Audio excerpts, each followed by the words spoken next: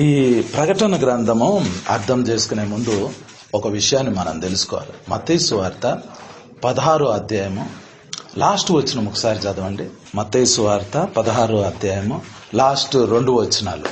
మనుష్య కుమారుడు తన తండ్రి మహిమగలవాడై తన దూతలతో కూడా రాబోతున్నాడు. అప్పుడు ఆయన ఎవరి క్రియల చొప్పున వానికి ఫలమిచ్చును. ఇక్కడ నిలిచి ఉన్న వారిలో కొందరు, అది చూడండి, ఇక్కడ నిలిచి ఉన్న వారిలో కొందరు మనుష్య కుమారుడు తన రాజ్యంతో వచ్చుట చూచు వరకు మరణము రుచి చూడరని నిశ్చయముగా మీతో చెప్పుచున్నాను. మరణము రుచి చూడరని నిశ్చయముగా మీతో చెప్పుచున్నాను. ఎన్నో వచ్చినమయ్య గారు. యేసు ప్రభు వాక్యం చెప్తా సడన్ గా ఒక మాట పలికేశారు. ఆయన ఏమన్నారంటే, ఇక్కడ నిలిచి ఉన్న వారిలో కొందరు, అంటే ఆ టైంలో ఎవరున్నారో మనకు తెలియదు. ఇక్కడ నిలిచి ఉన్న వారిలో కొందరు, మళ్ళీ చదవండి వచ్చినము. ఇక్కడ నిలిచి ఉన్న వారిలో కొందరు మనుష్య కుమారుడు తన రాజ్యముతో వచ్చుట చూచు వరకు మరణము రుచి చూడరని. మనుష్య కుమారుడు తన రాజ్యంతో రావటం అంటే ఏంటంటే రెండో రాకడ. రెండో రాకడ ఎలా ఉంటది? దానిపై వచనంలో ఉంది, చదవండి.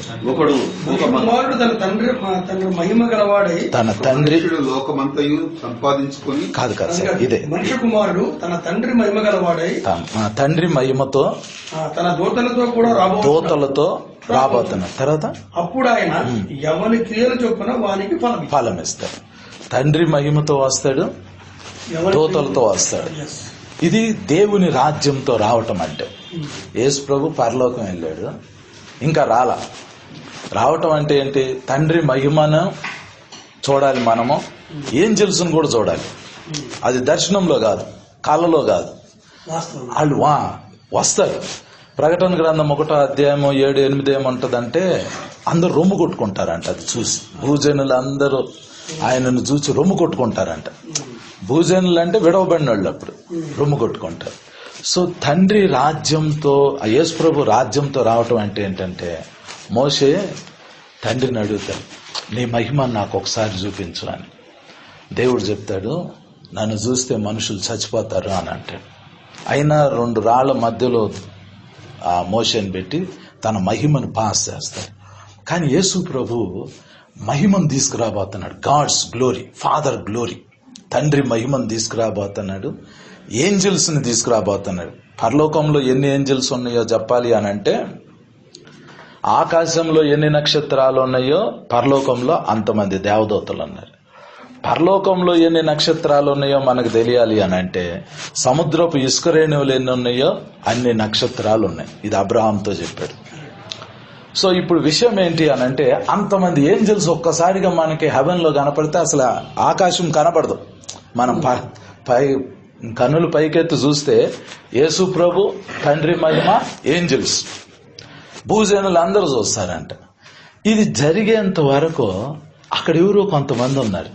వాళ్ళంట మరణము రుచి చూడరు. మరణము రుచి చూడరు అంటే వాళ్ళు బతికే ఉంటారు. ఏది? ఆ రాజ్యం చూసేంత వరకు.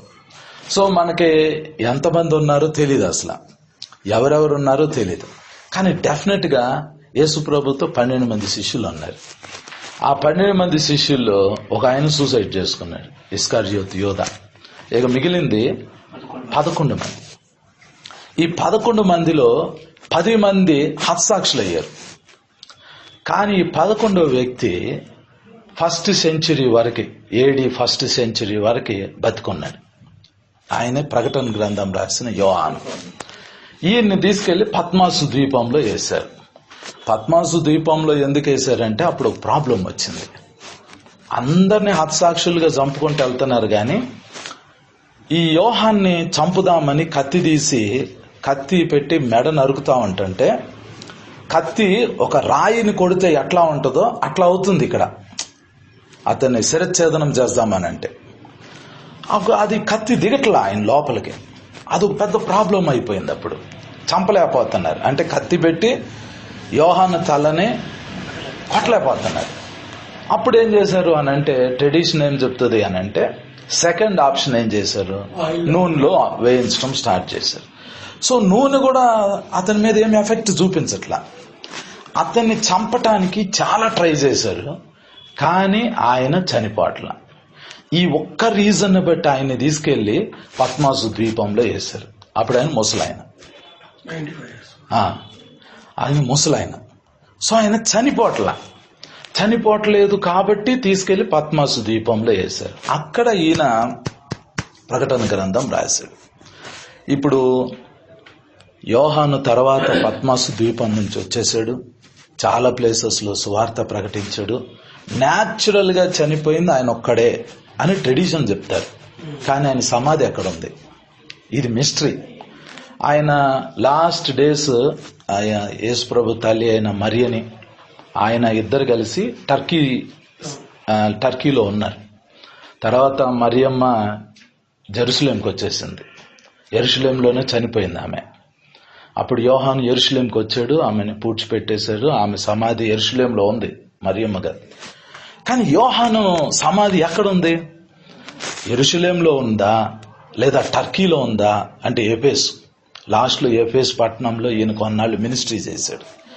సో అక్కడుందా తెలియదు. కానీ రోమన్ క్యాథలిక్ వాళ్ళు ఏం చూపిస్తారు అని అంటే ఒక సమాధిని చూపించి ఇది యోహాను సమాధి అని చెప్తారు. సో అదొక మిస్టరీ. ఆయన చనిపోయాడు అనేది ఎక్కడ లేదు. కాబట్టి ఇప్పుడు మిస్టరీ ఏంటంటే యోహాను ఏమయ్యాడు? ప్రకటన గ్రంథం రాసిన తర్వాత ఆయన సువార్త ప్రకటించాడు, కానీ ఆయన ఎండింగ్ ఎక్కడుందో ఎవరికి తెలియదు. కానీ రోమన్ క్యాథలిక్ వాళ్ళు చెప్పారు కాబట్టి ఇప్పుడు ఏం నమ్ముతాము అని అంటే న్యాచురల్ గా ఆయన చనిపోయాడు అని నమ్ముతాం. యాక్చువల్ గా యోహాను ఎప్పటి వరకు బతికొండాలి అని అంటే యేసు ప్రభు చెప్పారు కదా, ఆ రాజ్యంతో రావటం చూసేంత వరకు బతికొండాలి. ఒకవేళ యోహాను కాదు, యోహాన్ న్యాచురల్ గా చనిపోయాడు అనుకోండి, ఎవరో ఒకళ్ళు బతికొండాలి. ఎందుకంటే యేసు ప్రభు అబద్ధం ఆడటం. యేసు ప్రభు ఏది చెప్పినా కూడా ఒక రాయిని చూసి తను మనిషి అన్నాడు అనుకోండి, అది మనిషే. ఇక యేసు ప్రభు మాట ఎప్పటికీ ఫెయిల్ కాదు. సో మిస్టరీ ఏంటంటే యోహాను ఎక్కడో ఉన్నాడు. ఈ మీరులో ఎవరికైనా కైలాస మహర్షి గురించి తెలుసా? సాధు సుందర్ సింగ్ బుక్ ఒకటి తీసి చదవండి. సాధు సుందర్ సింగ్ గారి బుక్ లో ఒక చాప్టర్ మొత్తం ఏముంటది అని అంటే కైలాస మహర్షి గురించి ఉంటది.